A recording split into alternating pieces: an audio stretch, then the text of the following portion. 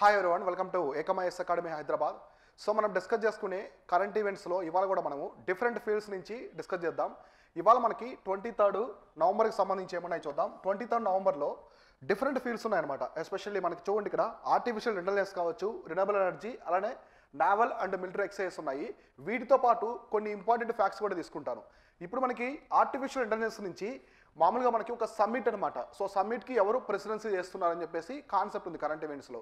ఇక్కడ నేను ఈ కరెంట్ ఈవెంట్స్తో పాటు, సో దీనికి సంబంధించిన కరెంట్ ఈవెంట్స్తో పాటు రిమైనింగ్ టాపిక్ అంటే ఎక్స్ట్రా ఉంటాయి కదా, సో ఎక్స్ట్రా స్టాటిక్ టాపిక్ ఏముందో కూడా ఇది ఎక్స్ప్లెయిన్ చేస్తాను.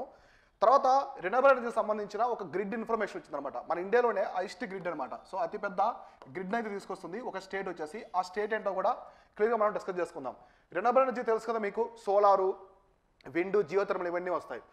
తర్వాత ప్రతిరోజు కూడా మనకి నావల్ మిలిటరీ ఎక్సైజ్ అనేవి జరుగుతూ ఉంటాయి. కంట్రీస్కి మధ్య నావల్ మిలిటరీ ఎక్సైజ్ జరుగుతూ ఉంటాయి కదా, వాటికి సంబంధించిన ఇన్ఫర్మేషన్ ఏముందో కూడా క్లియర్గా చూద్దాం. సో ఒక్కొక్కటి చూద్దాం. ఫస్ట్ వచ్చేసి India Australia, so FTA. So FTA అంటే free trade agreement. Free trade agreement. So free trade agreement అంటారు. ఎఫ్టీఏ అంటే ఫ్రీ ట్రేడ్ అగ్రిమెంట్. ఇది ఎకానమీ పరంగా వస్తుంది మనకి. WTO ఉంది కదా, వరల్డ్ ట్రేడ్ ఆర్గనైజేషన్. సో దానికి అనుగుణంగా వాళ్ళు పెట్టిన రూల్స్ అండ్ రెగ్యులేషన్స్కి కరెక్ట్గా వేలో వెళ్ళాలన్నమాట ఎఫ్టీఏ అనేది. ఈ ఎఫ్టీఏ కాకుండా చాలా ఉంటాయి. Common market, preferential trade agreement, ఇవన్నీ ఉంటాయి. సో ఇక్కడ మనకు వచ్చేసి ఎఫ్టీఏ గురించి ఇచ్చారు. ఏమంటే అంటే so India Australia FTA agreement అయితే చేసుకున్నాయి. మామూలుగా చూద్దాం ఈ ఎఫ్టీఏ అంటే ఏంటి, దానికి సంబంధించి ఇంతకుముందు ఇండియా ఏ కంట్రీస్తో ఎఫ్టీఏ అగ్రిమెంట్ సైన్ చేసుకున్నదో కూడా మీకు ఎక్స్ప్లెయిన్ చేస్తాను. So Australia's parliament passed the bilateral trade agreement. So ఇది బిలేటరల్ అనమాట. బిలేటరల్ అంటే టూ కంట్రీస్ కలిసి అగ్రిమెంట్ చేసుకుంటే దాన్ని బిలేటరల్ అంటారు. సో ఒకే కంట్రీ ఆర్గనైజేషన్తో చేసుకుంటే యూనిలేటరల్ ఉంటుంది, బిలేటరల్ ఉంటుంది, మల్టీలేటరల్ ఉంటుంది, ఇట్లా ఉంటాయి అన్నమాట. ట్రైలేటరల్ అగ్రిమెంట్స్ అట్లా. So agreements with the India and Britain. So ఇక్కడ చూడండి, agreements with the India and Britain. So మనకి బ్రిటన్తో అలానే ఇండియాతో ఈ ఫ్రీ ట్రేడ్ అగ్రిమెంట్ చేసుకున్నట్టు ఆస్ట్రేలియా పార్లమెంట్ అయితే రాటిఫై చేయాలన్నమాట దాన్ని. So leaving those partners nations to bring deals into the force. So the bills easily passed by the house of the representatives. So house of the representatives and senate so made them law. So మామూలుగా మీకు తెలుసు కదా, ఒక bill తీసుకొస్తారు. Procedure ఏంటి, మనకి పాలిటీలో procedure వస్తుంది. First bill తీసుకొస్తారు, అది లోక్సభ కావచ్చు, రాజ్యసభ కావచ్చు. ఒక బిల్ తీసుకొచ్చిన తర్వాత దానికి మొత్తం ఓటింగ్ జరిపి మెజారిటీ వచ్చిన తర్వాత అందరూ యాక్సెప్ట్ చేసిన తర్వాత ఏం చేస్తారు, ప్రెసిడెంట్కి పంపిస్తారు. ప్రెసిడెంట్ దానికి అసెంట్ ఇచ్చిన తర్వాత బిల్ బికమ్స్ ది యాక్ట్ అనమాట. బిల్లు బికమ్స్ యాక్ట్ అవుతుంది. యాక్ట్ వచ్చేసి బిల్లు ఇక్కడ యాక్ట్ అయిన తర్వాత అది ఫోర్స్లోకి వస్తుంది అనమాట. ఇట్లా మనకి ప్రొసీజర్ ఉంటుంది. ఎగ్జాక్ట్లీ అలానే మనకి ఆస్ట్రేలియాలో కూడా ఉంటుంది అనమాట. ఎందుకంటే ఆస్ట్రేలియా కూడా మామూలుగా ఎట్లా అంటే ఇది బ్రిటన్ని ఫాలో అవుతూ ఉంటుంది. ఇప్పటికి కూడా వాళ్ళు క్వీన్స్కి సంబంధించిన థింగ్స్ అన్ని కూడా ఫాలో అవుతూ ఉంటారు. సో క్వీన్ ఎలిజబెత్ వాళ్ళు ఉన్నారు కదా, వాళ్ళకి సంబంధించిన క్వీన్ రూల్ని. మామూలుగా ఇక్కడ చూడండి house of the representatives. So house of the representatives అంటే ఇక్కడ వచ్చేసి లోక్సభ, మన ఇండియాకి లోక్సభ ఉంది కదా, సో లోక్సభ లాగా ఇది వచ్చేసి house of the representatives. Senate అంటే రాజ్యసభ. మనకి అమెరికాలో యుఎస్ఓలో పిలుస్తుంటాం కదా సెనేట్ అని చెప్పేసి, అది రాజ్యసభ అనమాట. సో ఇట్లా రెండు యాక్సెప్ట్ చేసిన తర్వాత ఇది కంప్లీట్గా వచ్చేసి ఆస్ట్రేలియా పార్లమెంట్ మొత్తం కూడా యాక్సెప్ట్ చేసింది అనమాట. తర్వాత India will benefit from preferential market access provide by Australia on 100% of it's tariff lines. So మామూలుగా ఫ్రీ ట్రేడ్ అగ్రిమెంట్ చేసుకుంటే ఎలా అంటే, ఇప్పుడు మీరు ఫర్ ఎగ్జాంపుల్ కంట్రీ ఉంది, మనకి దగ్గరలో శ్రీలంక ఉందనుకోండి. సో శ్రీలంకతో మనకి ఇండియాకి వచ్చేసి ఫ్రీ ట్రేడ్ అగ్రిమెంట్ ఉంది. మీరు అక్కడి నుంచి ఏదైనా గూడ్స్ని ఇంపోర్ట్ చేసుకుంటున్నారు అనుకోండి, ట్యాక్సెస్ ఉంటాయి అనమాట. డబుల్ అవాయిడ్ ట్యాక్స్ ఉంటాయి కదా, డబుల్ ట్యాక్సెస్ ఉంటాయి. ఆ ట్యాక్స్ అనేవి ఉండవన్నమాట. మీరు ఇక్కడికి తీసుకొచ్చిన తర్వాత మీరు వాటిని సేల్ చేసేటప్పుడు జిఎస్టీ అట్లాంటివి పే చేస్తారు. కానీ ఆ కంట్రీ నుంచి ఇక్కడికి తీసుకొచ్చేటప్పుడు ఎటువంటి ట్యాక్స్ అనేది ఎక్కువగా డబుల్ ట్యాక్స్ ఇట్లాంటివి పడకుండా కంట్రీస్ మధ్య అగ్రిమెంట్ ఉంటుంది. దాన్ని ఫ్రీ ట్రేడ్ అగ్రిమెంట్ అంటారు. ఇట్లా ఈ 100% వచ్చేసి టారిఫ్ లైన్స్ ఉంటాయి, వాటికి సంబంధించి ఆస్ట్రేలియా ఇండియాకి అగ్రిమెంట్ అయితే జరిగింది. ఇప్పుడు మీకు ఫ్రీ ట్రేడ్ అగ్రిమెంట్ ఏంటో చెప్తాను చూడండి. సో అసలు ఎఫ్టీఏ అంటే ఏంటి, సో ఫ్రీ ట్రేడ్ అగ్రిమెంట్ అంటే ఏంటో ఇప్పుడు మీకు సింపుల్గా ఎక్స్ప్లెయిన్ చేస్తే మీకు అర్థమవుతుంది. So it is a fact between the 2 or more nations. ఈ ఫ్రీ ట్రేడ్ అగ్రిమెంట్ అనేది 2 కంట్రీస్ మధ్య చేయొచ్చు. ఒకేసారి at a time 2 or more countries మధ్య కూడా ఫ్రీ ట్రేడ్ అగ్రిమెంట్ అనేది సైన్ చేసుకోవచ్చు. ఇక్కడ to reduce the barriers to the imports and exports. ఇక్కడ మేజర్గా చూడండి, ఎక్స్పోర్ట్స్, ఇంపోర్ట్స్. సో ఇక్కడ ఇంపోర్ట్స్ ఎక్స్పోర్ట్స్కి అమాంగ్ దెమ్, ఆ కంట్రీస్కి మధ్య. సో ఇప్పుడు మనకి ఫర్ ఎగ్జాంపుల్ ఒక కంట్రీ ఉంది, ఏ కంట్రీ ఉంది, బి ఉంది, సి ఉంది. సో ఈ కంట్రీస్ అన్నీ కూడా ఇప్పుడు A country C country free trade agreement చేసుకున్నాయి అనుకోండి, ఇంపోర్ట్స్కి ఎక్స్పోర్ట్స్కి ఎలాంటి బ్యారియర్స్ ఉండవు అనమాట. సో ఫ్రీగా ఇంపోర్ట్స్ ఎక్స్పోర్ట్ జరుగుతాయి, ఎటువంటి ట్యాక్స్ ఎక్స్ట్రా ట్యాక్స్ ట్యాక్సెస్ పడకుండా ఉంటుంది. ఒకవేళ బి కంట్రీతో ఫ్రీ ట్రేడ్ అగ్రిమెంట్ లేదనుకోండి, ఖచ్చితంగా ఏ నుంచి బీకి ఎక్స్పోర్ట్ చేసేటప్పుడు లేదా బి నుంచి ఇంపోర్ట్ చేసుకునేటప్పుడు ట్యాక్సెస్ అనేవి పడతాయన్నమాట. ఇప్పుడు ఏ నుంచి గూడ్స్ అనేది బి కంట్రీకి పంపించినప్పుడు బి కంట్రీ అనేది అక్కడ ఇంపోర్ట్స్ కింద తీసుకుంటుందా వాటి మీద ట్యాక్సెస్ అనేది వేస్తుంది. ఆ ట్యాక్సెస్ లేకుండా ఇట్లా 2 కంట్రీస్ లేదా 2 or more కంట్రీస్ కలిసి ఈ ఫ్రీ ట్రేడ్ అగ్రిమెంట్ అయితే సైన్ చేసుకుంటాయి అనమాట. తర్వాత under free trade policy goods and services can be bought and sold across the international border. So international borders with the littoral or non-governmental tariffs, quotas. చూడండి ఇక్కడ tariffs, ఈ words important. Tariffs, quotas, subsidies or prohibitions. So ఇవన్నీ కూడా ఉండవు అనమాట to inhibit there exchange. అంటే మీరు goods exchange చేసుకునేటప్పుడు కంట్రీకి మధ్య మీకు టారిఫ్స్ ఉంటాయి, అలానే వచ్చేసి కోటాస్ ఉంటాయి, సబ్సిడీస్ ఉంటాయి, మీకు వచ్చేసి ప్రాహిబిషన్స్ ఉంటాయి. కొన్ని గూడ్స్ని ప్రాహిబిట్ చేస్తారు. ఇప్పుడు ఫర్ ఎగ్జాంపుల్ సో మనకి సింగపూర్ ఉంది, సింగపూర్లో చూయింగ్ గమ్ అనేది ఇట్స్ ఎ ప్రాహిబిషన్ అనమాట. అక్కడ చూయింగ్ గమ్లో వెళ్తే దాన్ని కేసులో ఫైల్ చేస్తారు. ఇప్పుడు ఇండియా ఇక్కడ నుంచి చూయింగ్ గమ్స్ని మనం ఎక్స్పోర్ట్ చేయకూడదు సింగపూర్కి, ఎందుకంటే కంట్రీ కంప్లీట్లీ బ్యాన్ అది చూయింగ్ గమ్స్ అట్లా అనమాట. ఇప్పుడు వేరే కంట్రీ ఉంది, కొన్ని కంట్రీస్లో జీన్స్ అలో చేయనీరు, సో ఇప్పుడు మనం ఎక్స్పోర్ట్ చేయకూడదు కదా, అది ప్రాహిబిషన్ కింద వస్తుంది. అట్లాంటి గూడ్స్ ఉంటాయి కొన్ని, సో అట్లాంటివి. ఇప్పుడు ముస్లిం కంట్రీస్ ఉంటాయి, సో ముస్లిం కంట్రీస్లో పోర్కుని అయితే వాళ్ళు కన్జంప్షన్ చేసుకో అంటే తినరనమాట పోర్కుని. సో పోర్కుని ఈ మిగతా కంట్రీస్ అక్కడ చేయకూడదు కదా, ప్రాహిబిషన్ గూడు అట్లా అనమాట, అట్లా ఉంటాయి. ఇప్పుడు మీకు ఒక చిన్న ఎగ్జాంపుల్ చెప్తాను చూడండి. సో ఫర్ ఎగ్జాంపుల్ ఒక కంట్రీ ఉంది, ఒక కంట్రీ ఇక్కడ వచ్చేసి ఏ కంట్రీ ఉందనుకోండి. సో ఇక్కడ ఇంకోటి వచ్చేసి ఇక్కడ బి కంట్రీ ఉంది, ఇక్కడ వచ్చేసి సి కంట్రీ ఉంది. మామూలుగా ఏ కంట్రీకి బి కంట్రీకి మధ్య మంచి క్లోజ్ రిలేషన్షిప్స్ ఉన్నాయి. ఇప్పుడు ఏ కంట్రీలో ఒక ప్రోడక్ట్ వచ్చేసి 10 రూపీస్ అనుకోండి, 10 రూపీస్ డొమెస్టిక్గా. ఏ కంట్రీలో ప్రోడక్ట్ వచ్చేసి డొమెస్టిక్గా 10 రూపీస్. ఎక్కడి నుంచి వస్తుంది చూడండి, బి కంట్రీ నుంచి వచ్చే ప్రాజెక్ట్ ఫర్ ఎగ్జాంపుల్ వచ్చేసి ఇక్కడ 10 రూపీస్ ఉందనుకోండి. దీని మీద వాళ్ళు ఎలాంటి ట్యాక్స్ చేయకుండా డొమెస్టిక్గా గూడ్కి ఎలాంటి ఇబ్బంది ఉంది కదా, ఇక్కడ 10 రూపీస్ ఉంది, అక్కడ ఉంది. సో కాబట్టి దానికి మళ్ళీ ఎక్స్ట్రా ట్యాక్స్ చేయకుండా తీసుకుంటారు, ఎందుకంటే ఫ్రెండ్లీ నేషన్స్ కాబట్టి. ఒకవేళ సి కంట్రీ అనేది ఎనిమీ కంట్రీ అనుకోండి, సో దాని నుంచి కొన్ని గూడ్స్ వస్తున్నాయి, ఎస్పెషల్ చైనా నుంచి ఇండియాకి వస్తుంటాయి. ఇక్కడ ప్రైస్ వచ్చేసి వాళ్ళు 5 రూపీస్ పెట్టారు అనుకోండి, ఇక్కడ ట్యాక్సెస్ పెంచుతారు. వీళ్ళు వచ్చేసి ఒక 7 రూపీస్ అలా ట్యాక్స్ పెంచేసి దాన్ని 12 రూపీస్ చేస్తారు. అర్థమైంది కదా, ఎనిమీ నేషన్స్ వచ్చేసి 12 రూపీస్ చేసి మార్కెట్లో 12 రూపీస్ పెడతారు. ఎందుకంటే డొమెస్టిక్ గూడ్స్కి ఎలాంటి ప్రాబ్లం తీసుకురాకుండా దాని ట్యాక్సెస్ పెంచి 12 రూపీస్ చేస్తారు. ఇక్కడ డొమెస్టిక్గా 10 రూపీసే ఉంటుంది, లేదా ఈక్వల్ అయినా చేస్తారు, అట్లా చేస్తారనమాట. కాబట్టి డొమెస్టిక్ ఇండస్ట్రీ దెబ్బతినకుండా ఈ విధంగా ఉంటుంది. ఈ బ్యారియర్స్ మొత్తం లేకుండా ఈ ఫ్రీ ట్రేడ్ అగ్రిమెంట్ అనేది వర్క్ అవుతూ ఉంటుంది అనమాట. సో కంట్రీస్ ఎప్పుడైతే ఫ్రీ ట్రేడ్ అగ్రిమెంట్ చేసుకుంటాయో ఎక్స్పోర్ట్స్ ఇంపోర్ట్స్కి అయితే ఎలాంటి ప్రాబ్లం అనేది లేకుండా టారిఫ్స్, కోటాస్ ఉంటాయి. సో కోటాస్ ఉంటాయి మనకి WTOలో చూస్తూ ఉంటాం. సో కోటా అంటే ఏంటి, సమ్ అమౌంట్ అనమాట. సో మనకి some amount of goods and service కావచ్చు, వాటికి సంబంధించింది ఎంత కోటా వరకు మనం ఎక్స్పోర్ట్స్ ఇంపోర్ట్ చేస్తున్నాం అవి కూడా. తర్వాత ఇండియా వచ్చేసి కొన్ని కంట్రీస్తో ఫ్రీ ట్రేడ్ అగ్రిమెంట్ చేసుకున్నది ఇంతకుముందు. సో నేను అన్ని కంట్రీస్ తీసుకోలేదు, కొన్ని కంట్రీస్ అయితే తీసుకుని ఎక్స్ప్లెయిన్ చేస్తున్నాను. సో ఇక్కడ మీకు ఏషియన్ తెలుసు కదా, ఏషియన్. సో ఏషియన్లో మొత్తం వచ్చేసి 10 కంట్రీస్ ఉంటాయి. ఏషియన్లో మొత్తము 10 కంట్రీస్ ఉంటాయి. ఆ 10 కంట్రీస్తో ఇండియాకి వచ్చేసి కంప్లీట్గా ఫ్రీ ట్రేడ్ అగ్రిమెంట్ ఉంది. కాబట్టి ఎక్స్పోర్ట్స్ ఇంపోర్ట్స్కి ఆ కంట్రీస్ నుంచి ఇండియాకి కావచ్చు, ఇండియా నుంచి ఆ కంట్రీస్కి ఎలాంటి బ్యారియర్స్ అయితే ఉండవు అనమాట. తర్వాత దాంతోపాటు మనకి కొరియాతో కూడా ఉంది, రిపబ్లిక్ ఆఫ్ కొరియా అంటే సౌత్ కొరియాతో కూడా ఫ్రీ ట్రేడ్ అగ్రిమెంట్ ఉంది. అలానే Japan, Sri Lanka and Malaysia, so వీటితో కూడా మనకి ఫ్రీ ట్రేడ్ అగ్రిమెంట్ ఉంది. సో ఇవన్నీ కూడా చూసుకోండి, ఫ్రీ ట్రేడ్ అగ్రిమెంట్ ఎక్కడ ఉన్నాయి. ఎస్పెషల్లీ ఇటువంటి టాపిక్స్ ఎక్కువగా యూపీఎస్సీ క్వశ్చన్ పేపర్స్లో మీకు స్టేట్మెంట్ ఆఫ్ క్వశ్చన్స్లో వస్తూ ఉంటాయి. Free trade agreement, preferential trade agreement, common market అంటే ఏంటి, డొమెస్టిక్ గూడ్స్ కావచ్చు, ఫారెన్ గూడ్స్కి వీటికి మధ్య వ్యత్యాసాలు ఇవన్నీ కూడా ఎక్కువగా స్టేట్మెంట్ ఆఫ్ క్వశ్చన్స్లో వస్తుంటాయి కాబట్టి ఇవి చూసుకోండి. సో నెక్స్ట్ సో తర్వాత ఎస్పెషల్లీ మనకి ఇప్పుడు ఆస్ట్రేలియా, ఇండియా వచ్చేసి ఫ్రీ ట్రేడ్ అగ్రిమెంట్ చేసుకుంటూ ఉంది కదా. ఈ అగ్రిమెంట్లో ఎటువంటి గూడ్స్ అనేవి ఎక్కువగా ఎక్స్పోర్ట్స్ ఇంపోర్ట్ అవుతూ ఉన్నాయి. మీకు ఎకనామిక్ సర్వేలో ఉందన్నమాట 2021 to 2022 ఎకనామిక్ సర్వేలో. సో క్లియర్గా ఇచ్చారు ఇండియా నుంచి ఎక్కువగా మనం ఎక్స్పోర్ట్ ఏం చేస్తున్నాం, ఇంపోర్ట్ ఏం చేసుకున్నాం, బెస్ట్ డెస్టినేషన్స్ ఏమున్నాయి అంటే ఇండియా నుంచి ఏ కంట్రీస్ ఎక్కువగా ఏ ప్రోడక్ట్ని తీసుకుంటున్నాయి, సో ఏ కంట్రీ నుంచి మనం ఎక్కువగా ఏ ప్రోడక్ట్ని ఇంపోర్ట్ చేసుకుంటున్నాం అనేది ఇక్కడ ఇంపార్టెంట్. సో చూడండి, this include all the labour intensive sector of export interested to India such as the gems and jewellery.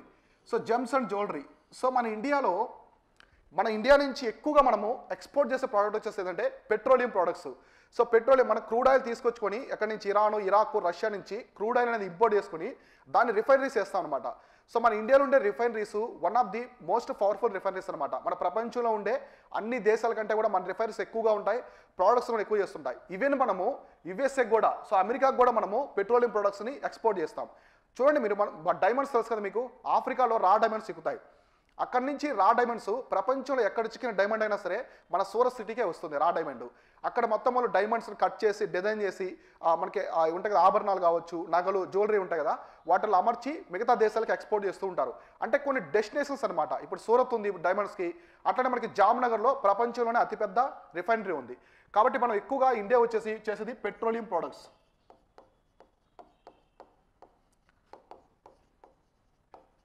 So petroleum products అనేది ఎక్కువగా చేస్తూ ఉంటాం. ఈ పెట్రోలియం ప్రొడక్ట్స్ కూడా ఎక్కువగా అనేది ఇండియా నుంచి వచ్చేసి నెదర్లాండ్స్ అనమాట. సో నెదర్లాండ్స్ రీసెంట్గా ఇది రీప్లేస్ చేసింది యుఎస్ఏని. సో నెదర్లాండ్స్ అనేది ఇండియా నుంచి ఎక్కువగా పెట్రోలియం ప్రొడక్ట్స్ని కొంటూ ఉంటుంది. సో మనకి పెట్రోలియం ప్రొడక్ట్స్ కొన్ని కంట్రీస్లో హైయెస్ట్ ఇదే ఉందన్నమాట. More than 7% petroleum products India నుంచి నెదర్లాండ్కే వెళ్తాయి. తర్వాత gems and jewellery, petroleum products తర్వాత ఇండియా నుంచి ఎక్కువగా ఎక్స్పోర్ట్ అయ్యేది వచ్చేసి జెమ్స్ అండ్ జ్యువెలరీ. మీరు జెమ్స్ అండ్ జ్యువెలరీ చూడండి, ఇప్పుడు శ్రీలంక అనేది చాలా ఫేమస్ ఫర్ ది జెమ్స్ అనమాట. సో మనకి కొన్ని జెమ్స్ ఉంటాయి, ఇప్పుడు రూబీ ఉంటుంది కదా, సో రూబీ కావచ్చు, సో నెక్స్ట్ ఎమరాల్డ్, ఇట్లాంటి జెమ్స్ ఉంటాయి అనమాట, ప్రీసియస్ స్టోన్స్ ఇవన్నీ. అవి శ్రీలంకలో ఉంటాయి. ఆఫ్రికాలో టాంజానియా కంట్రీ కావచ్చు, మనకి బ్రెజిల్ ఇక్కడంతా చిక్కుతాయి. చిక్కిన ప్రతి ఒక్క రా జెమ్స్ అండ్ జ్యువెలరీ జెమ్స్ మొత్తం కూడా ఇండియాకి వస్తాయన్నమాట. ఇండియాకి వచ్చిన తర్వాత ఇక్కడ ఏమవుతుంది, సూరత్, మనకి పూణే ఇక్కడంతా చాలా ఫేమస్. హైదరాబాద్ కూడా పెరల్ సిటీ ఆఫ్ ఇండియా అంటారు, పెరల్స్కి ముత్యాలు అంటారు కదా, చాలా ఫేమస్. ఇక్కడంతా కూడా అవి ఈ జ్యువెలరీకి ఆర్డర్ చేసి పంపిస్తూ ఉంటారు, మిగతా దేశాలకి ఎక్స్పోర్ట్ చేస్తూ ఉంటారు. సో ఇట్లా జెమ్స్ అండ్ జ్యువెలరీ కూడా సెకండ్ అనమాట, ఇండియా నుంచి ఎక్కువ ఎక్స్పోర్ట్ అయ్యే సెకండ్ ప్రోడక్ట్. తర్వాత textiles, leather, ఫుట్వేరు, furniture, food and ఫైనల్గా వచ్చేసి అగ్రికల్చర్ ప్రొడక్ట్స్ కూడా ఇండియా నుంచి ఎక్కువ అవుతుంటాయి. తర్వాత engineering products, so medical devices, so automobiles, ఇవన్నీ కూడా మేజర్గా మనము ఆస్ట్రేలియాకి ఎక్స్పోర్ట్ చేస్తూ ఉంటాం అనమాట. ఇక్కడ మీరు గుర్తుపెట్టుకోండి, టెక్స్టైల్స్, కాటన్ అనమాట. టెక్స్టైల్కి వచ్చేసి కాటన్. సో కాటన్ అనేది రీసెంట్గా మనకి ప్రపంచంలో ఏమైందంటే కాటన్ ప్రొడక్షన్ అనేది చాలా వరకు కూడా తగ్గిపోవడం వల్ల ఒకసారి ఇండియాకి భూమి వచ్చిందనమాట. సో మనకి కాటన్ అనేది ఒక కేజీ కాటన్ వచ్చేసి 35 రూపీస్ ఉన్నది, ఆల్మోస్ట్ ఇప్పుడు 120 రూపీస్ పెరిగిపోయింది అనమాట. గ్లోబల్గా ఈ కాటన్కి చాలా డిమాండ్ అయితే వచ్చింది. ఎందుకంటే మిగతా దేశాలు, బ్రెజిల్లో కావచ్చు, రిమైనింగ్ కాటన్ పండించే మనకి చైనా ఉంది కదా, సో చైనా వచ్చేసి కాటన్ ఎక్కువగా పండిస్తూ ఉంటుంది. కాకపోతే చైనా నుంచి యుఎస్ఏ అనేది ఇంపోర్ట్ చేసుకుంటుంది కాటన్ని. ఇప్పుడు శాంక్షన్స్ విధించారు, ఇక్కడ ఆంక్షలు విధించారు చైనా మీద. ఎందుకంటే చైనాలోని జింగ్జియాంగ్ ప్రొవిన్స్ అని ఒక స్టేట్ ఉంటుంది అనమాట. అక్కడ ఏమైందంటే ఉయిగర్ ముస్లిమ్స్ అని ఒక కమ్యూనిటీ ఉంటారు, ముస్లిమ్స్. వాళ్ళ మీద హ్యూమన్ రైట్స్ వైలేషన్స్ జరిగిన తర్వాత జో బైడెన్ ఏం చేశారంటే చైనా మీద శాంక్షన్స్ విధించి కాటన్ ఇంపోర్ట్స్ మొత్తాన్ని కూడా ఆపేశారనమాట. ఇప్పుడు చైనాలో కాటన్ ఇంపోర్ట్స్ ఆగిపోవడం వల్ల, అంటే వాళ్ళు ఎక్స్పోర్ట్ చేస్తారు కదా కాటన్, అదంతా అమెరికా ఆపేయడం వల్ల మెయిన్గా బెనిఫిట్స్ ఎవరికి, ఇండియాకి అనమాట. అందువల్ల గ్లోబల్ వైజ్ టెక్స్టైల్కి ప్యూర్ డిమాండ్ వచ్చింది. తర్వాత ఇండియా టెక్స్టైల్ కూడా చాలా ఓల్డెస్ట్ సెక్టర్ అనమాట, మనకి బ్రిటిష్ టైం నుంచి కూడా ఉంది. ఇట్లా ఇవన్నీ కూడా మనం చేస్తూ ఉంటాం. So India will be offering the preferential access to Australia over 70% of it's tariff lines. మనకి చూడండి, మనకి 100% ఆస్ట్రేలియా వాళ్ళు ఇస్తే మనం 70% వరకు టారిఫ్ లైన్ వాళ్ళకి ఇచ్చామన్నమాట. Including the line of exports interest to Australia which are primarily raw materials. So especially మనము ఆస్ట్రేలియాకి వచ్చేసి రా మెటీరియల్స్ గురించి ఇచ్చాము. తర్వాత ఇంటర్మీడియటరీ గూడ్స్ ఉంటాయి కొన్ని, సచ్ యాజ్ ది కోలు, మినరల్ ఓర్స్, తర్వాత వైన్స్ అనమాట. మామూలుగా మీకు తెలుసు కదా ఆస్ట్రేలియాలో, సో గౌతమ్ అదానీ తెలుసు కదా మనకి, ప్రపంచంలో ఇప్పుడు సెకండ్ రిచెస్ట్ పర్సన్, ఇండియాలో కూడా ఏషియాలో. అతను రీసెంట్గా ఒక కోల్ ప్రాజెక్ట్ చేస్తున్నాడు ఆస్ట్రేలియాలో. ప్రపంచంలో one of the biggest coal project అనమాట అది. సో అదానీ గారు చేస్తున్నారు. ఆ కోల్ మొత్తాన్ని కూడా, ఇంతకుముందు ఇండియాలో కోల్ ఇంపోర్ట్స్ మొత్తం కూడా controlled by the NTPC. So NTPC అనమాట, national thermal power corporation. So NTPC అధీనంలో ఉండేది. ఇప్పుడైతే కంప్లీట్గా ఈ అథారిటీ మొత్తం కూడా గౌతమ్ అదానికి షిఫ్ట్ చేశారు. ఇప్పుడు గౌతమ్ అదానీ మొత్తం కోల్ మొత్తం కూడా మేనేజ్ చేసి ఇండియాకి వస్తూ ఉంటాయి. సో మన ఇండియాలో థర్మల్ పవర్ ఎక్కువ అనమాట. సో మన థర్మల్ పవర్ ఉంది కదా, హైడ్రో పవర్ లాగా థర్మల్ పవర్ కూడా ఎక్కువ ఉంటుంది. దీనివల్ల గ్లోబల్ ఎమిషన్స్ కూడా పెరుగుతూ ఉన్నాయి, కార్బన్ ఎమిషన్స్. కాబట్టి మనకి కోలు లాస్ట్ టైం మనకి కోవిడ్ టైంలో అయితే పవర్ క్రైసిస్ చాలా వచ్చింది. ఎందుకంటే కోల్ తగ్గిపోయింది. చైనా నుంచి మనము కోల్ ఇంపోర్ట్ చేసుకుంటూ ఉంటాం. ఆ ఇంపోర్ట్ క్వాంటిటీ తగ్గిపోవడం వల్ల చాలా వరకు కూడా పవర్ క్రైసిస్ రావడానికి మేజర్గా కోలే రీజన్ అనమాట. మన ఇండియాలో చిక్కే కోల్లో సల్ఫర్ కంటెంట్ తక్కువ ఉంటుంది కాబట్టి అది పెద్దగా యూజ్ అవుతుంది అనమాట. పవర్ క్రైసిస్ రావడానికి మేజర్ రీజన్ అదే. ఇట్లా సో నెక్స్ట్ ఈవెంట్ ఏముందో చూద్దాం. సో నెక్స్ట్ వచ్చేసి India take over chairmanship of the global partnership. So global partnership on AI. From France. So global partnership on AI అంటే ఆర్టిఫిషియల్ ఇంటెలిజెన్స్ అనమాట. Artificial intelligence సంబంధించిన ఒక partnership సమ్మిట్లా జరుగుతుంది. అది లాస్ట్ టైం వచ్చేసి ఫ్రాన్స్ అనేది ప్రెసిడెన్సీ చేసిందనమాట. ఇప్పుడు వచ్చేసి ఏం చేస్తుందంటే ఇండియాకి వచ్చింది ప్రెసిడెన్సీ. సో ఇండియాకి ప్రెసిడెన్సీ అని వస్తుంది, చైర్మన్షిప్. సో చూడండి ఇక్కడ India will take over the chair of the global partnership artificial intelligence 2022-23 meeting of the body in Tokyo. So దీనికి సంబంధించిన బాడీ అనేది టోక్యోలో ఉంది. దీనికి మెయిన్గా హెడ్గా వచ్చేసి ministry of electronics and IT. ఇండియాకి సంబంధించిన మినిస్ట్రీ ఆఫ్ ఎలక్ట్రానిక్స్, ఐటీ అంటాం కదా. So ministry of electronics IT అనేది హెడ్గా ఉంటుంది అనమాట దీనికి సంబంధించి. సో ఇది దేనికి సంబంధించి అంటే ఏఐకి సంబంధించింది. The development comes the here's of assuming the presidency of the G20. So league holds the largest economies. So మనము 2023కి ఇండియాకి ప్రెసిడెన్సీ చేస్తుంది. ఇక్కడ చూడండి, ఒకటి G20కి ఇండియన్ ప్రెసిడెన్సీ 2023 సమ్మిట్కి. అలానే SCO సమ్మిట్ కూడా, షాంఘై కోఆపరేషన్ ఆర్గనైజేషన్, ఈ సమ్మిట్కి కూడా ఇండియన్ ప్రెసిడెన్సీ చేస్తుంది. ఎగ్జాక్ట్లీ సేమ్ అలానే ఇప్పుడు గ్లోబల్ పార్ట్నర్షిప్ ఆన్ ఏఐ అనమాట, దానికి కూడా ఇదే చేస్తుంది. మీకు ఏఐ తెలుసు కదా, ఏఐ అంటే ఇప్పుడు మనం డిస్కస్ చేసుకుందాం. సో చూడండి, it describes the actions of machines. AI అంటే అది హ్యూమన్కి సంబంధించింది కాదు, మిషన్స్కి సంబంధించింది.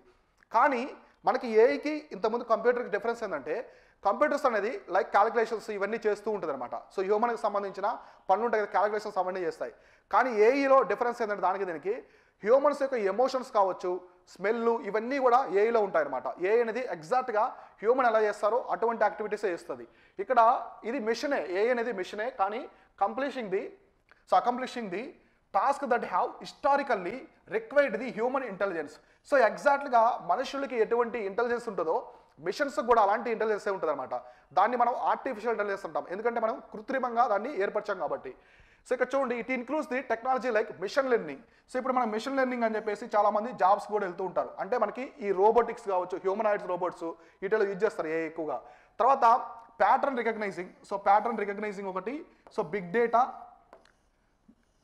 Neural networks and self algorithms, ఈ ఫీల్డ్ మొత్తం కూడా ఏఐ బేస్ అయి ఉంటాయి అనమాట. ఆర్టిఫిషియల్ ఇంటెలిజెన్స్ బేస్ చేసుకునే ఈ ఫీల్డ్స్ అన్నీ కూడా జరుగుతూ ఉంటాయి. తర్వాత ఎవరు, జాన్ మెకార్థీ. సో జాన్ మెకార్థీ అతను ఫాదర్ ఆఫ్ ఆర్టిఫిషియల్ ఇంటెలిజెన్స్ అనమాట. సో ఇతను వచ్చేసి ఆర్టిఫిషియల్ ఇంటెలిజెన్స్ తీసుకొచ్చిన పర్సన్ ఎవరంటే జాన్ మెకార్థీ. ఇది మనకి ఇంతకుముందు ప్రీవియస్ ఇయర్ క్వశ్చన్ జాన్ మెకార్థీ అనేది ఏపీఎస్సీలు అడిగారు. అలానే సెంట్రల్ ఎగ్జామ్స్లో చాలా టైం రిపీట్ అయింది అది. సో జాన్ మెకార్థీ వచ్చేసి father of artificial intelligence. So okay, artificial ఇంటెలిజెన్స్ని ఇన్ని సెక్టార్స్లో యూజ్ చేస్తారు కదా. మీకు సోఫియా రోబోట్ తెలుసు కదా, సోఫియా హ్యూమనాయిడ్ రోబోట్ అనమాట. మన ప్రపంచంలోనే మొట్టమొదటి హ్యూమనాయిడ్ రోబోట్ వచ్చేసి సోఫియా వచ్చేసి మన ప్రపంచంలోనే మొట్టమొదటి హ్యూమనాయిడ్ రోబోట్. దీన్ని హాంకాంగ్కి సంబంధించినటువంటి ఒక సంస్థ దీనైతే రూపొందించింది. ఎగ్జాక్ట్లీ ఇది ఒక ఫిమేల్ హ్యూమనాయిడ్ రోబోట్ సోఫియా. దీనికి సోఫియా అని చెప్పేసి పేరు పెట్టారు. దీనికి సౌదీ అరేబియా కంట్రీ కూడా సిటిజన్షిప్ ఇచ్చింది అనమాట, పౌరసత్వాన్ని ఇచ్చింది. సో ప్రపంచంలో మొట్టమొదటిసారి ఒక హ్యూమనాయిడ్ రోబోట్కి సిటిజన్షిప్ ఇచ్చిన కంట్రీ కూడా సౌదీ అరేబియా. ఈ సోఫియా వచ్చేసి ఎట్లా అంటే హ్యూమన్ ఇంటెలిజెన్స్ ఎంత పవర్ఫుల్గా ఉంటుందంటే, మీరు ఒక చిన్న యాపిల్ పెట్టారంటే ఎగ్జాక్ట్లీ చెప్పేస్తుంది అనమాట. సో నెక్స్ట్ మనకి ఐలిడ్స్ కావచ్చు, ప్రతి ఒక్క ఎక్స్ప్రెషన్స్, స్మెల్ కావచ్చు, ప్రతి ఎమోషన్స్ కూడా చూపిస్తుంది అనమాట హ్యూమనాయిడ్ రోబోట్. ఇట్లా ఇదే కాకుండా రీసెంట్గా ఒక హ్యూమనాయిడ్ రోబోట్ కూడా వచ్చింది, అదేంటే ఆప్టిమస్.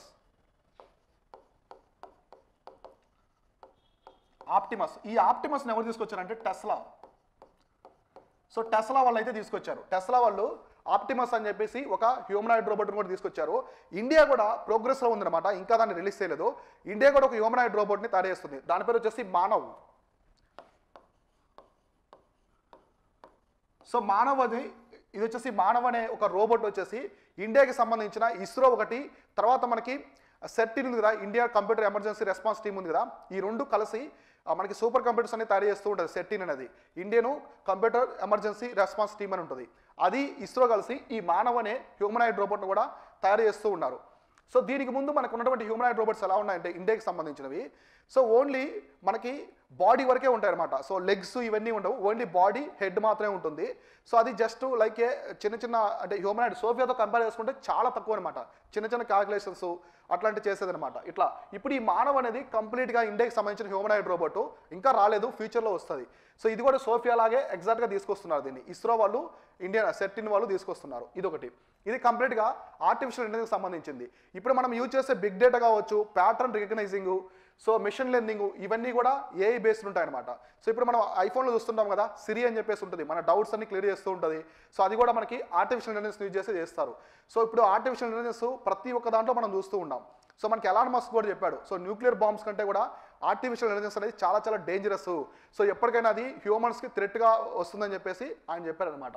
సో ఇప్పుడు ప్రతి దాంట్లో ఇప్పుడు మిషన్ లెర్నింగ్ కావచ్చు, సో మనం యూజ్ చేసే block chain technology one of the fastest technology అనమాట. క్రిప్టో కరెన్సీ అడాప్టేషన్కి వాటికి యూజ్ చేస్తూ ఉంటారు కదా. సో చాలా ఫ్రాక్షన్ ఆఫ్ సెకండ్స్లో వచ్చేసి క్రోర్స్ ఆఫ్ ట్రాన్సాక్షన్స్ అనేవి జరుగుతూ ఉంటాయి. ఆ టెక్నాలజీని మనము నీతి ఆయోగ్ వీటికి ఉపయోగించాలని చెప్పేసి ప్లాన్ చేస్తూ ఉన్నారు. ఇదొకటి. తర్వాత వచ్చేసి south western command conducts the integrated fire power exercise. So fire power exercise అని చెప్పేసి రాజస్థాన్లో కండక్ట్ చేస్తున్నారు. ఫైర్ పవర్ ఎక్సర్సైజ్ అని చెప్పేసి ఇది ఎవరు చేస్తున్నారంటే వెస్టర్న్ కమాండ్. సో మనకి eastern command, western command, northern command, southern command, north eastern command ఇలా ఉంటాయి కదా ఫోర్సెస్. సో దీంట్లో ఒక ఇంపార్టెంట్ థింగ్ ఎక్స్ప్లెయిన్ చేస్తాను మీకు ఫ్యాక్ట్ దీని తర్వాత. So south western command of the Indian army conducted integrated fire power exercise. So fire power exercise అని కండక్ట్ చేస్తూ ఉంటారు ఎడిషన్స్ అనేవి. సో దీనికి వాళ్ళు ఒక పేరు పెట్టుకున్నారు, ఫైర్ పవర్ ఎక్సైజ్కి ఒక పేరు పెట్టుకున్నారు. అదేంటంటే శత్రునాష్ అంటే డెస్ట్రాయర్ ఆఫ్ ఎనిమీస్ అని. So at the MFFR in the Thar desert. So Thar desert of Rajasthan. So మనకి జైసల్మీర్ కావచ్చు, పోఖ్రాను ఈ లొకేషన్స్ ఉంటాయి. ఎస్పెషల్లీ థార్ డెజర్ట్లో కొన్ని లొకేషన్స్ ఉంటాయి. అక్కడ ఏంటంటే మనకి న్యూక్లియర్ బాంబ్ టెస్ట్ కావచ్చు, మిసైల్ టెస్టింగ్ కావచ్చు, తర్వాత ఇటువంటి డ్రిల్స్ అన్ని చేస్తూ ఉంటారు. ఎస్పెషల్లీ ఇండియా అనేది మీకు అమెరికన్ యుఎస్ నావీ సీల్స్ తెలుసు కదా, వాళ్ళు ఆఫ్ఘనిస్తాను, సిరియా, ఇరాక్, ఇరాను ఇక్కడ ఆపరేషన్స్ చేస్తూ ఉంటారు కదా. ఆ ఆపరేషన్స్ చేయాలంటే కంప్లీట్గా మనకి వెస్ట్ ఏషియా మొత్తం డెజర్ట్ అనమాట.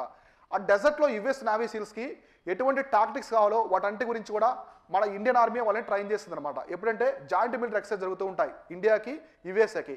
ఆ టైంలో డెజర్ట్లో టెర్రరిస్టులు ఎటువంటి కాంబూట్లో వచ్చేసి ఎటువంటి టాక్టిక్స్ కావాలో ఇండియన్ ఆర్మీ నుంచి నేర్చుకుంటూ ఉంటారు యుఎస్ నావీ సీల్స్. ఎస్పెషల్లీ ఎందుకంటే థార్ డెజర్ట్లో మనము చేసే ఎక్సర్సైజ్ చాలా పవర్ఫుల్గా ఉంటాయి. ఇక్కడి నుంచే వాళ్ళు ట్రైన్ అవుతూ ఉంటారు యుఎస్ నావీ సీల్స్ కూడా. ఇది శత్రునాశ్ అని చెప్పేసి పేరు పెట్టుకున్నారు. ఇదేంటంటే ఫైర్ పవర్ ఎక్సర్సైజ్. సో ఇక్కడ మనం చూస్తున్న ట్యాంక్స్ ఇవన్నీ ఉంటాయి. సో యుద్ధ ట్యాంకులు అవన్నీ ఉండి వాటితో పాటు చేస్తూ ఉంటారు. తర్వాత this exercise witness the use of multifarious firing platforms. So ఇక్కడ ఫైరింగ్ ప్లాట్ఫామ్స్ చాలా ఉంటాయన్నమాట. In the integrated manner involving the both ground and aerial manoeuvres. So ఇక్కడ ఏరియల్ గ్రౌండ్ రెండు ఉంటాయన్నమాట. అంటే మనకి సో గ్రౌండ్ లెవెల్లో కావచ్చు, ఏరియల్ లెవెల్లో, సో ఆకాశంలో ఇక్కడ రెండు లెవెల్లో కూడా పేల్చే విధంగా ఉంటాయి. ఇక్కడ ఏం చెప్పారంటే మల్టీఫేరియస్ ఫైరింగ్ అనమాట. అంటే ఇక్కడ ఇవి ఉన్నాయి కదా మనకి ట్యాంక్సే కాకుండా రిమైనింగ్ మనకి హోయిట్జర్ గన్స్ ఉంటాయి అనమాట. సో హోయిట్జర్ గన్స్ ఉంటాయి, ఆర్టిలరీ గన్స్ ఉంటాయి. సో హోయిట్జర్ గన్స్ ఉంటాయి, పెద్దగా ఉంటాయి కొంచెం. సో ఈ హోయిట్జర్ గన్స్ కావచ్చు, తర్వాత వచ్చేసి ఆర్టిలరీ గన్స్ వన్నీ యూజ్ చేసి ఈ ఎక్సర్సైజ్ అని కండక్ట్ చేస్తూ ఉంటారు. సో దీంతో పాటు మీరంతా ఏం చేయాలంటే ఇండియాకి సంబంధించినటువంటి జాయింట్ మిలిటరీ ఎక్సర్సైజెస్ ఏమున్నాయి, జాయింట్ నావల్ ఎక్సర్సైజెస్ ఏమున్నాయి, ఎస్పెషల్లీ జాయింట్ ఎయిర్ ఎక్సర్సైజ్ మీరు రీసెంట్గా జరిగినవి చూసుకోండి. కరెంట్ ఈవెంట్స్లో రీసెంట్గా జరిగినవన్నీ ఒకసారి ఫోకస్ చేయండి. ఎందుకంటే ఎగ్జామినేషన్లో డిఫెన్స్ పరంగా మనకి ఖచ్చితంగా సైన్స్ అండ్ టెక్నాలజీ నుంచి అడుగుతారు ఇటువంటి క్వశ్చన్స్. స్టేట్మెంట్ టైప్లో అడుగుతారు, ఒక్కోసారి అడుగుతారు. ఎక్విరియన్ కావచ్చు, ఎక్విరియన్ అనేది ఇండియాకి మాల్దీవ్స్కి. సో నొమాడిక్ ఎలిఫెంట్ అనేది మనకి మంగోలియాకి ఇండియాకి సంబంధించింది. ఇంకా రుద్ర, IRSA, IBNS, స్లైనెక్స్ ఇట్లాంటి చాలా ఉంటాయన్నమాట. అవన్నీ కూడా ఒక లిస్ట్ అవుట్ అయితే చేసి పెట్టుకోండి. ఎస్పెషల్లీ కరెంట్ ఈవెంట్స్లో ఉండేవి. ఈ ఇయర్లో మీరు కరెంట్ ఈవెంట్స్ చూసి ఎస్పెషల్లీ నోట్ చేసి పెట్టుకోండి. తర్వాత so Karnataka has the highest installed grid interactive renewable power capacity in India. So మనకి ఇండియాలో రినయబుల్ ఎనర్జీ పవర్ అనేది చాలా క్రూషియల్ అనమాట. ఎందుకంటే 2070కి ఇండియా కంప్లీట్గా నెట్ జీరో ఎమిషన్స్ తీసుకొస్తామని చెప్పేసి ప్రెడ్ చేసింది అనమాట. మామూలుగా ప్యారిస్ సమ్మిట్ ఉంది కదా COP21, మన ప్రతిరోజు ఈ కాన్సెప్ట్ వస్తూనే ఉంటుంది. COP21లో 2050 కల్లా గ్లోబల్ లెవెల్లో నెట్ జీరో ఎమిషన్స్ తీసుకురావాలని చెప్పారు. కానీ ఇక్కడ 2070కే తీసుకొస్తామని చెప్పేసి ఇండియా ప్రెడ్ చేసింది. సౌదీ అరేబియా వచ్చేసి 2060 చెప్పింది. సో ఇప్పుడు ఈ రినయబుల్ ఎనర్జీకి సంబంధించి కర్ణాటక ఏం చేసిందంటే so highest installed grid interactive, so మన దేశంలోనే ఒక పెద్ద ఇన్స్టాల్డ్ కెపాసిటీ ఉన్నటువంటి గ్రిడ్ని తీసుకొచ్చింది గ్లోబల్ రినయబుల్ పవర్కి సంబంధించి. చూద్దాం దాని గురించి. So Karnataka came there the top position in the while comparing the total installed capacity grid interactive renewable power all the states of the country. So మొత్తం అన్ని స్టేట్స్తో కంపారిజన్ చేసుకుంటే సో టోటల్ ఇన్స్టాల్డ్ కెపాసిటీ చూసుకుంటే కర్ణాటక అనేది హైయెస్ట్ ఉందన్నమాట compare to the other states మనం పోల్చుకున్నప్పుడు. So ఇంకా చూడండి ఇక్కడ the state has total installed capacity of the 15,463 megawatts according to the RBI publications. So ఇది ఇక్కడ ఇంపార్టెంట్. సో ఇప్పుడు రినబుల్ ఎనర్జీకి సంబంధించి ఎవరు రిపోర్ట్ పబ్లిష్ చేస్తున్నారంటే it is release by the RBI అనమాట, రిజర్వ్ బ్యాంక్ ఆఫ్ ఇండియా వచ్చేసి ఇక్కడ రిలీజ్ చేస్తుంది. తర్వాత మనకి 15,463 మెగావాట్స్ విద్యుత్తునైతే వీళ్ళు రినబుల్ ఎనర్జీ ద్వారా ప్రొడ్యూస్ చేస్తున్నారు కర్ణాటక. ఇది ఇండియాలోనే హైయెస్ట్ అనమాట. ఒక స్టేట్స్తో కంపేర్ చేసుకుంటే ఇండియాలోనే హై స్టేట్ వచ్చేసి కర్ణాటక. తర్వాత తమిళనాడు, నెక్స్ట్ వచ్చేసి Tamil Nadu with the 15,225 megawatts came at the second ప్లేస్లో తమిళనాడు ఉంది. థర్డ్ ప్లేస్లో గుజరాత్ ఉంది 13,153 మెగావాట్స్లో. తర్వాత మనకి మహారాష్ట్ర, ఇంకా వచ్చేసి మహారాష్ట్ర తర్వాత ఇట్లా వచ్చాయన్నమాట. ఇక్కడ మీరు ఇది గుర్తుపెట్టుకోండి. So hand book of the statistics of Indian states ఈ రిపోర్ట్ అనేది వస్తుందన్నమాట. ఈ రిపోర్ట్ని ఎవరు రిలీజ్ చేస్తారంటే ఆర్బీఐ వాళ్ళు అయితే రిలీజ్ చేస్తారు.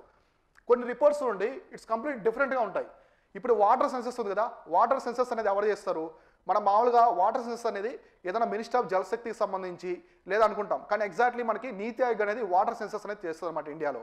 ఇట్లా కొన్ని సంబంధం లేకుండా ఉంటాయి. ఇప్పుడు ఇక్కడ చూడండి, రినబుల్ ఎనర్జీకి ఆర్బీఐకి అసలు ఏమైనా సంబంధం ఉందా? ఆర్బీఐ అనేది మనకి ఎకనమీ పర్స్పెక్టివ్లో చూస్తాం, కానీ రినబుల్ ఎనర్జీ అనేది మనం ఎన్విరాన్మెంట్ పరంగా చూస్తాం. సో మనకి minister of environment, forest, climate change చేస్తుందేమో అనుకుంటారు. సో ఖచ్చితంగా ఆప్షన్స్లో వాటిని కూడా మెన్షన్ చేస్తాడు. సో ఎగ్జామినర్ యొక్క థాట్ ఎలా ఉంటుందంటే మీకు బాగా తెలిసినటువంటి థింగ్స్నే ఆప్షన్స్లో మెన్షన్ చేస్తారు. మీరు చదివిన ఇయర్స్ ఉంటాయి కదా, బాగా చదివిన ఇయర్స్ కావచ్చు, దానికి సంబంధించిన థింగ్సే ఉంటాయి. కరెంట్ ఈవెంట్స్ కూడా బాగా హైలైట్ అయిన థింగ్స్ ఉంటాయి కదా, అవే ఉంటాయి అనమాట. సో మీరు క్వశ్చన్ ఆన్సర్ చేసేటప్పుడు ఎగ్జాక్ట్గా మీకు ఏమనిపిస్తుంది అంటే 4 ఆప్షన్స్లో మీకు బాగా తెలిసినవి అనిపిస్తాయి. ఫస్ట్ సైకాలజీగా బాగా తెలిసింది, ఎక్కువగా తెలిసింది ఏదో దానికి ఆన్సర్కి వెళ్తారు. కాబట్టి ఇట్లాంటివన్నీ క్లియర్గా చూసుకోవాలి. తర్వాత మనకి రినబుల్ ఎనర్జీ అంటే ఏంటి? రినబుల్ ఎనర్జీ అంటే energy that is produced from the natural process. So చూడండి, న్యాచురల్ ప్రాసెస్ ఇక్కడ వచ్చేసి సహజంగా అనమాట. మనకి సోలార్ కావచ్చు, నెక్స్ట్ విండ్ కావచ్చు, ఇవన్నీ మనం ఏమన్నా క్రియేట్ చేస్తున్నామా? లేదు కదా, అవి న్యాచురల్గా మనకి ఉన్నటువంటి resources. So natural process and continuously replenished. So continuously replenished. ఇప్పుడు సోలార్ ఎనర్జీ అనేది ఇవాళకి మనం తీసుకున్నామంటే రేపటికి కూడా ఉంటుంది. సో రేపటికి అయిపోదు కదా, సో రేపటికి కూడా ఉంటుంది. అట్లా రీప్లెనిష్ అవుతూ ఉంటుంది అనమాట. సో మళ్ళీ రీప్లెనిష్ అవుతూ మనకి వస్తూ ఉంటుంది, ఆ శక్తి అనేది వస్తూ ఉంటుంది. సో దాన్ని వచ్చేసి రినబుల్ ఎనర్జీ అంటారు. ఎస్పెషల్లీ ఈ రినబుల్ ఎనర్జీ అనేది ఎన్విరాన్మెంట్కి చాలా బెనిఫిట్ అనమాట. సో ఎన్విరాన్మెంట్కి అయితే చాలా వరకు బెనిఫిట్, పాజిటివ్ థింగ్ అనమాట. ఎందుకంటే మనకి ఫాజిల్ ఫ్యూయల్స్ ఉన్నాయి, న్యాచురల్ గ్యాస్ కావచ్చు, క్రూడ్ ఆయిల్స్ ఉన్నాయి కదా, పెట్రోలియం, డీజిల్, ఇవన్నీ కూడా సో చాలా హాని చేస్తాయి, పర్యావరణానికి చాలా వరకు హాని చేస్తాయి. శిలాజ ఇంధనాలు అంటారు తెలుగులో. సో అవి చాలా డేంజరస్ అనమాట. ఎస్పెషల్లీ మనకి వెహికల్స్ నుంచి అయితే కార్బన్ మోనాక్సైడ్ ఎక్కువగా వస్తూ ఉంటుంది. వెహికల్స్ నుంచి కార్బన్ మోనాక్సైడ్ వస్తుంది. ఇది పర్యావరణానికి చాలా వరకు హాని చేస్తుంది. గ్రీన్ హౌస్ గ్యాస్ ఎమిషన్స్ ఇవన్నీ వాటంటిని రిమూవ్ చేయడానికి, కార్బన్ ఎమిషన్స్ అనేది తగ్గించడానికి రినబుల్ ఎనర్జీని యూజ్ చేస్తూ ఉన్నారు. సో మనకి రినబుల్ ఎనర్జీ అనేది కొన్ని టైప్స్ ఉంటాయన్నమాట. మీకు తెలిసే ఉంటాయి ఇవేవి ఉంటాయో. ఒకటి solar energy, wind energy, hydro electric energy, biomass energy, hydrogen and fuel cells, geothermal energy, tidal energy. ఇక్కడ నేను మీకు కామన్గా మీకు తీసుకుంటే జియోథెర్మల్ ఎనర్జీ ఇది చాలా ఇంపార్టెంట్. జియోథెర్మల్. సో జియోథెర్మల్ ఎనర్జీ అంటే భూమి లోపల, సో భూమి లోపల మనకి ఎలా ఉంటుంది, చాలా హీట్ ప్రొడ్యూస్ అవుతూ ఉంటుంది భూమి లోపల. అంటే మనం వెళ్ళే కొద్దీ, సో మనం 1 కిలోమీటర్ డెప్త్ వెళ్ళే కొద్దీ 30 డిగ్రీ సెంటిగ్రేడ్ అనేది పెరుగుతూ ఉంటుంది అనమాట, ఉష్ణోగ్రత పెరుగుతూ ఉంటుంది. సో అట్లా ఉన్నప్పుడు ఎస్పెషల్లీ జియోథెర్మల్ ఎనర్జీ ఇండియాలో ఎక్కడ ప్రొడ్యూస్ చేస్తారంటే పొగా వ్యాలీ.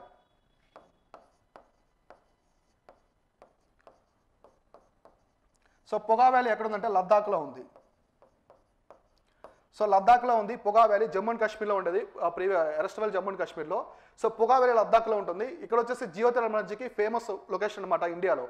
తర్వాత ఐఎస్ఏ, ఇక్కడ వచ్చేసి ఒక ఐఎస్ఏ అని చెప్పేసి ఒక దాన్ని తీసుకొచ్చారు, ఇంటర్నేషనల్ సోలార్ అలయన్స్ అని చెప్పి తీసుకొచ్చారు. దీన్ని ఎక్కడ తీసుకొచ్చారంటే COP21లో. సో COP21 ప్యారిస్ సమ్మిట్లో. సో ఇది ఎవరెవరు తీసుకొచ్చారంటే ఒకటి Indian prime minister, so Indian prime minister, అలానే French president, so France president. So వీళ్ళిద్దరు కలిసి ఈ ఐఎస్ఏ అనే దాన్ని తీసుకొచ్చారు, ఇంటర్నేషనల్ సోలార్ అలయన్స్ అని చెప్పేసి. ఎందుకంటే COP21 మెయిన్ ఆబ్జెక్టివే ఎన్విరాన్మెంట్ ప్రొటెక్షన్ కాబట్టి. ఈ ఐఎస్ఏలో వాళ్ళు మెంబర్ కంట్రీస్ అనేది ఎలా చూస్ చేసుకుంటారంటే దీనికి సంబంధించిన head quarters important. Head quarter వచ్చేసి మనకి గురుగ్రామ్ ఉంది కదా, హర్యానాలోని గురుగ్రామ్లో ఉంటుంది. సో మామూలుగా మనకి ఎర్త్ ఉంటుంది కదా, సో ఎర్త్లో మనకి ఈక్వెడార్ ఉంటుంది, tropic of Capricorn, tropic of cancer.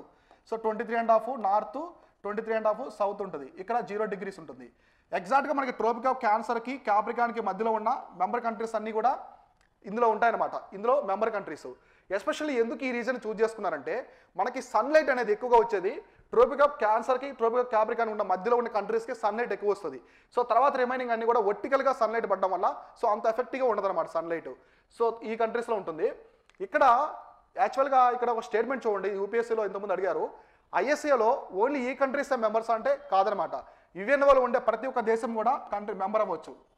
So యుఎన్ఓలో ఉండే అన్ని కంట్రీస్ కూడా ఐఎస్ఏలో మెంబర్ అయ్యేదానికి ఛాన్స్ ఉంది. దానికి ఎటువంటి రెగ్యులేషన్స్ రూల్స్ ఏం లేవు, ఈ కంట్రీస్ మాత్రమే కాకుండా. కానీ ఈ కంట్రీస్ ఏంటంటే సన్లైట్ ఎక్కువగా వస్తుంది కాబట్టి ఆ కంట్రీస్లో మేజర్గా ఫస్ట్ జాయిన్ అయ్యాయి. సో ఐఎస్ఏలో వచ్చేసి యుఎన్ఓలో ఉండే కంట్రీస్ అన్ని కూడా జాయిన్ అవ్వచ్చు. ప్లస్ రీసెంట్గా ఐఎస్ఏకి అబ్జర్వర్ స్టేటస్ ఇచ్చారు. సో మీరు అబ్జర్వర్ స్టేటస్ ఇస్తూ ఉంటారు. నిన్న రీసెంట్గా మనకి 2022 ప్రిలిమ్స్లో అడిగారు, యూపీఎస్సీ ప్రిలిమ్స్లో. మనకి అబ్జర్వర్ స్టేటస్ అనేది ఎవరు ఇస్తుంటారంటే so UNGA, so united nations general assembly. United nations general assembly అనేది మనకి అబ్జర్వర్ స్టేటస్ ఉంటుంది. రీసెంట్గా ఇది అబ్జర్వర్ స్టేటస్ ఎవరికి ఇచ్చారంటే ఐఎస్ఏ, ఇంటర్నేషనల్ సోలార్ అలయన్స్ ఒకటి, next NDB, so new development bank, దీని వచ్చేసి బ్రిక్స్ బ్యాంక్ అంటారు. సో బ్రిక్స్ బ్యాంక్ అంటారు. సో బ్రిక్స్ బ్యాంకు ఈ రెండింటికి వచ్చేసి అబ్జర్వర్ స్టేటస్ అనేది ఇచ్చిందనమాట యునైటెడ్ నేషన్స్ జనరల్ అసెంబ్లీ. ఎవరిస్తారంటే యునైటెడ్ నేషన్స్ జనరల్ అసెంబ్లీ వాళ్ళు అబ్జర్వర్ స్టేటస్ ఇస్తారు. ఈ ఆర్గనైజేషన్స్ ఉంటాయి కదా, ఇంటర్నేషనల్ లెవెల్లో ఉండే ఆర్గనైజేషన్స్కి అబ్జర్వర్ స్టేటస్ ఇస్తూ ఉంటారు. ఇట్లా ఐఎస్ఏ కూడా ఇచ్చారు. తర్వాత మనకి విండ్ ఎనర్జీ చూస్తారు కదా, విండ్ టర్బైన్స్ ఉంటాయి. టర్బైన్స్ ద్వారా విండ్ ద్వారా కన్వర్ట్ చేసి ఎలక్ట్రిసిటీ వస్తూ ఉంటుంది. హైడ్రో ఎలక్ట్రిక్ మీకు తెలుసు కదా, మామూలు వాటర్ ద్వారా క్రియేట్ చేస్తూ ఉంటారు. బయోమాస్ ఎనర్జీ, మనకి కొన్ని క్రాప్స్ ఉంటాయి అనమాట, జాత్రోపా అని చెప్పేసి ఇట్లా కొన్ని గ్రాస్ ఉంటాయి, గ్రాస్ టైప్, వాటి నుంచి తీసుకొస్తారు. ఈ బయోమాస్ అనేది చాలా ఇంపార్టెంట్. బయోమాస్ అనేది ఫ్యూచర్లో మనకి ఇదే మేజర్గా ఎనర్జీ సోర్స్గా అయితే అవుతుంది అనమాట. So bio energy. సో తర్వాత హైడ్రోజన్ ఫ్యూయల్ సెల్స్, మనకి ఇప్పుడు హైడ్రోజన్ లాగా బ్యాటరీస్ కొన్ని ఫ్యూయల్ సెల్స్లా వస్తున్నాయి అనమాట. అవి మనకి ఢిల్లీలో స్టార్ట్ అయినాయి ఆల్రెడీ, వెహికల్స్ అక్కడ వచ్చేసి హైడ్రోజన్ అక్కడ వచ్చేసి స్టార్ట్ అయింది అనమాట. తర్వాత జియోథర్మల్, ఓకే. టైడల్ తెలుసు కదా మీకు, సముద్రం అలల ద్వారా, మనకి అలలు ఉంటాయి కదా సముద్రం అలలు, టైడల్స్, వాటి ద్వారా చేస్తూ ఉంటారు. ఎస్పెషల్లీ ఈ టైడల్ ఎనర్జీ వచ్చేసి మనకి గల్ఫ్ ఆఫ్ కాంబే ఉంది కదా, సో గుజరాత్ దగ్గర ఉండే గల్ఫ్ ఆఫ్ కాంబే దగ్గర ఎక్కువగా టైడల్ ఎనర్జీని ప్రొడ్యూస్ చేస్తుంటారు. గల్ఫ్ ఆఫ్ కాంబే ఉంది కదా ఆ రీజన్స్లో. సో ఇదంతా వచ్చేసి రెన్యూవబుల్ ఎనర్జీకి సంబంధించినటువంటి ఇన్ఫర్మేషన్. సో కర్ణాటక వచ్చేసి మన ఇండియా మొత్తం మీద రెన్యూవబుల్ ఎనర్జీలో టాప్ ప్లేస్లో అయితే ఉంది. సో తర్వాత 13th bilateral naval exercise Naseem Al Bahr. So ఇందా చెప్పాను కదా, naval exercise, joint military exercise అని ఎప్పుడు మనకు వస్తూ ఉంటాయి. ఈ కంపల్సరీకి వచ్చినమాట, ఇది కంపల్సరీ అడుగుతూ ఉంటారు మనకి ఎగ్జామినేషన్స్లో. సో ఇక్కడ దీనికి సంబంధించిన నసీమ్ అల్ బహర్ అనేది 13th ఎడిషన్ అనమాట. ఆల్రెడీ 12 ఎడిషన్స్ అయితే కంప్లీట్ అయినాయి. 13th ఎడిషన్ ఇది bilateral exercise. So bilateral exercise between the India and Oman. So India and ఒమన్కి సంబంధించినటువంటి రాయల్ ఒమన్ నేవీ ఉంది కదా, ఇండియన్ నేవీకి రాయల్ ఒమన్ నేవీకి సంబంధించినటువంటి బిలేటరల్ ఎక్సైజ్ అనమాట. సో ఇది ఎక్కడ జరుగుతుంది అంటే ప్రెజెంట్ వచ్చేసి ఒమన్ కంట్రీలో జరుగుతుంది. సో ఒమన్ కంట్రీలో జరుగుతుంది. ఒమన్ యొక్క క్యాపిటల్ వచ్చేసి మస్కట్. సో మస్కట్ వచ్చేసి ఒమన్ యొక్క capital city. The Indian navy's guided missile brigade, so Trikand. So Trikand ఒకటి, ఈ మనకి ఆఫ్ షోర్ పెట్రోల్ వెజల్ అని చెప్పేసి ఇంకోటి సుమిత్ర, ఈ రెండు కూడా ఈ ఎక్సైజ్ అయితే పాల్గొన్నాయి అనమాట. ఏది మనకి ఇండియన్ నేవీ నుంచి. వీటితో పాటు మనకి కొన్ని హెలికాప్టర్స్ అనమాట, ఇంటిగ్రల్ హెలికాప్టర్స్ కావచ్చు. సో మ్యారిటైమ్ పెట్రోల్ హెలికాప్టర్ ఉంటుంది, ఎయిర్ క్రాఫ్ట్ అదొకటి. సో డోర్నియర్ అని చెప్పేసి కొన్ని ఉంటాయన్నమాట. వీటికి సంబంధించినటువంటి డిఫెన్స్ పరంగా ఉన్నటువంటి షిప్స్ కావచ్చు, బ్రిగేడ్స్, అలానే హెలికాప్టర్స్, అలానే మనకి పెట్రోల్ ఎయిర్ క్రాఫ్ట్స్ ఉంటాయి కదా, ఇవన్నీ కూడా ఈ ఎక్సైజ్లో అయితే పాల్గొన్నాయి. ఇది ఎక్కడ జరుగుతుంది, లొకేషన్ ఇంపార్టెంట్, ఒమన్ దగ్గర జరుగుతుంది. మనకు ఇంతకుముందు ఇండియాలో జరిగింది, ఇప్పుడు వచ్చేసి ఒమన్లో జరుగుతూ ఉంది. ఇట్లా ఎక్సైజ్ అయితే జరుగుతూ ఉంటాయి. సో తర్వాత New Zealand supreme court rules voting age of the 18. So 18 is discriminatory in the country. So మామూలుగా మన ఇండియాలో ఓటింగ్ రేట్ అంతా 18 ఇయర్స్. 18 ఇయర్స్ వచ్చిన ప్రతి ఒక్కరు కూడా ఓటింగ్ రేట్ అనేది వస్తుంది అనమాట. కానీ న్యూజిలాండ్లో 18 కూడా ఎక్కువ అని చెప్పేసి చెప్తున్నారు వాళ్ళు. ఎందుకంటే 16 ఇయర్స్కే వచ్చేసి అక్కడ పిల్లలు, అక్కడ 16 ఇయర్స్కే అందరూ డ్రైవింగ్ నేర్చుకుంటూ ఉన్నారు. ఎడ్యుకేషన్ పరంగా మంచి అవేర్నెస్ ఉంది కాబట్టి సో 16 ఇయర్స్ కూడా ఓటింగ్ రైట్స్ ఇవ్వచ్చు అని చెప్పేసి ఆ గవర్నమెంట్ కొన్ని పార్టీస్ కావచ్చు, గ్రీన్ పార్టీ అని ఒకటి ఉంటుంది, ఆ పార్టీ కొంతమంది గ్రూప్స్ వచ్చేసి సజెస్ట్ చేస్తారనమాట. సుప్రీంకోర్టు కూడా డిక్లేర్ చేసింది. Supreme court rules voting age of 18 is a discriminatory అని చెప్పేసి చెప్పింది అనమాట. So New Zealand voting age has been ruled discriminatory by the country's highest court. So country's highest court అంటే సుప్రీం కోర్ట్ కదా. So this case was brought by the advocacy group make it the 2016. మనకి ఇది 2020లో తీసుకొచ్చారు మామూలుగా దీనికి సంబంధించి. అంటే 16కి 16 సంవత్సరాలకే ఓటింగ్ రేట్ అనేది ఇవ్వాలని చెప్పేసి అందరూ అక్కడ అడుగుతూ ఉన్నారు. A bid to lower voting from the 18 to 16. So 18 to 16 వరకు తీసుకురావాలని చెప్పేసి the supreme court found that the current voting age of 18 was inconsistent with the country's bill of rights. So bill of rights ఇది important. So bill of rights అంటే fundamental rights అనమాట. So మనం fundamental rights అనేది ఎక్కడ తీసుకొచ్చాము, fundamental rights అనేది USA నుంచి తీసుకున్నాం. యుఎస్ఏలో కూడా వీటిని వచ్చేసి బిల్ ఆఫ్ రైట్స్ అంటారు. బిల్ ఆఫ్ రైట్స్ అనే పిలుస్తారు ఎక్కడ, యుఎస్ఏలో కూడా. So which give people's right to free from age discrimination when they turn to 16. So 16కి వచ్చిన తర్వాత 16 ఏజ్ వచ్చిన తర్వాత వాళ్ళకి ఓటింగ్ రైట్ ఇవ్వచ్చు, 18కి ఇవ్వడం అనేది డిస్క్రిమినేట్ అని చెప్పేసి వీళ్ళు చెప్తున్నారు. So the group argues that there is no reason for stop 16 years old voting when they can drive, work full time and pay taxes. So వాళ్ళు కంట్రీకి సంబంధించి ట్యాక్స్ పే చేస్తున్నారు, సో వాళ్ళు ఫుల్ఫిల్గా డ్రైవింగ్ లైసెన్స్ ఇట్లాంటివి కూడా వస్తున్నాయి. ఇంకా ఏం చెప్పారు, సో ఫుల్ టైం వర్క్ చేస్తూ ఉన్నారు 16 years వాళ్ళు, కాబట్టి వాళ్ళకి ఓటింగ్ రైట్స్ ఇవ్వచ్చు, ఇవ్వడంలో ఎలాంటి తప్పు లేదు, అన్కాన్స్టిట్యూషనల్ థింగ్ కూడా ఏమీ లేదని చెప్పేసి వీళ్ళు చెప్తున్నారు. సో మన ఇండియాలో మనకి ఒకప్పుడు 21 yearsకి ఓటింగ్ రైట్ అనేది ఉండేది అనమాట. సో దాన్ని ఏం చేస్తారంటే 61st కాన్స్టిట్యూషనల్ అమెండ్మెంట్ యాక్ట్ ద్వారా దీన్ని చేంజ్ చేశారు. సో 1988లో ఇది ఇండియాకి సంబంధించింది. ఇదేం చేస్తుందంటే 18 yearsకి తీసుకొచ్చింది అనమాట. 18 years from the 21 years. So 21 years నుంచి 18 yearsకి అయితే ఇండియాలో ఓట్ అనేది తీసుకొచ్చారు. ఎప్పుడంటే 61st కాన్స్టిట్యూషనల్ అమెండ్మెంట్ 1988లో తీసుకొచ్చారు. ఇది చాలా ఇంపార్టెంట్, ప్రీవియస్ ఇయర్లో అడిగారు యూపీఎస్సీలో. సో ఇట్లా 18 yearsకి తీసుకొచ్చారు ఇండియాలో. ఇప్పుడు న్యూజిలాండ్ వచ్చేసి ఇక్కడ 18 నుంచి 16 తీసుకెళ్తున్నారు. సో ఇంకొకటి న్యూజిలాండ్లో మేజర్గా మనకి ఎగ్జామినేషన్ పరంగా ఎక్కువగా రిపీట్ అవుతూ ఉండేది వచ్చేసి సదరన్ ఆల్ప్స్ అని చెప్పి ఒక మౌంటైన్స్ ఉంటాయి. సింపుల్గా మీకు జాగ్రఫీ పరంగా చెప్తాను. Southern Alps. సో మామూలుగా ఆల్ప్స్ అనగానే మీకు ఏం గుర్తొస్తుంది, యూరోప్ అనేది గుర్తొస్తుంది. ఆల్ప్స్ పర్వతాలు ఎక్కడ ఉంటాయంటే మనకి స్పెయిన్ దగ్గర నుంచి పోలాండ్ వరకు, బెలారస్ వరకు కూడా ఒక స్ట్రెచ్లో ఉంటాయన్నమాట. ఎక్కడ ఉంటాయంటే యూరోప్లో ఉంటాయి. ఇక్కడ హైయెస్ట్ పీక్ వచ్చేసి ఆల్ప్స్లో mount Blanc. So mount Blanc అనేది highest peak in Alps located in the Europe అనమాట. ఎగ్జాక్ట్లీ కొన్ని మౌంటైన్స్ న్యూజిలాండ్లో ఉంటాయి, వాటిని వచ్చేసి ఏమంటారంటే సదరన్ ఆల్ప్స్ అంటారు. ఎందుకంటే మనకి ఆల్ప్స్ అనేవి నార్త్ సైడ్ ఉంటాయి, యూరోప్లో ఉంటాయి కాబట్టి. సో ఎగ్జాక్ట్లీ అలాంటి మౌంటైన్సే అటువంటి క్లైమేట్ రేంజ్లోనే మనకి న్యూజిలాండ్లో ఉంటాయి, వాటిని సదరన్ ఆల్ప్స్ అంటారు. ఇంతకుముందు ప్రీవియస్లో అడిగారు సెంట్రల్ ఎగ్జామ్స్లో, కాబట్టి ఇక్కడ కోట్ చేశాను దాన్ని. సో ఇది వచ్చేసి ఓటింగ్ సంబంధించినటువంటి థింగ్ అనమాట. సో ఇవి వచ్చి ఇవాళ డైలీ కరెంట్ అఫైర్స్. రేపు మనకి ఇలానే ఇంపార్టెంట్ డైలీ కరెంట్ అఫైర్స్ ఏమన్నాయో డిఫరెంట్ ఫీల్డ్స్ నుంచి, డిఫరెంట్ సబ్జెక్ట్ నుంచి మనం క్లియర్గా డిస్కస్ చేసుకుందాం. Thank you all.